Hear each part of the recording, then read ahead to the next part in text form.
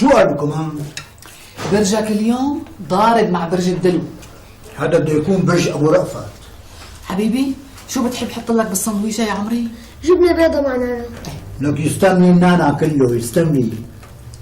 جدو؟ نعم. ما لي احكي معك بموضوع؟ يعني بدك نحكي على انفراد مثلا؟ لا ما في داعي جدو. بصراحة أنا حابب غير المدرسة. هي؟ والله مدرستك منيحة، ليش بدك تغيرها؟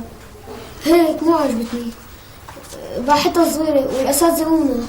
بس يا جدو هي من احسن المدارس عندنا بالمنطقة هون. لا في أحسن.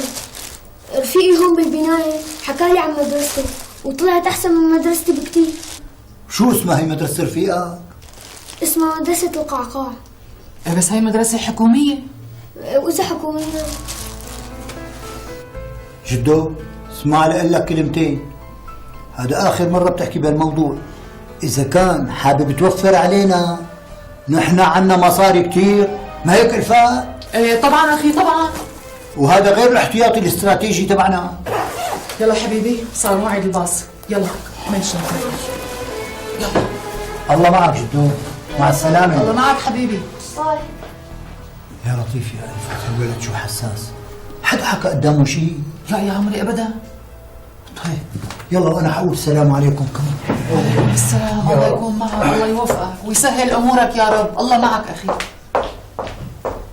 صباح الخير بابا. صباح النور، شو هالنشاطات؟ فيا بكير. ايه والله قلت لحالي يعني اليوم اول يوم دوام خليني انزل بكير. تعرف ذكرتني أول ما تعينت أنا بالوظيفة، كمان عملت مثلي نزلت بكير؟ يا سيدي وصلت قد الموظفين بساعتين، ونطر بعدين رجعت على البيت. وليش بقى؟ لك ما طلع اليوم جمعة.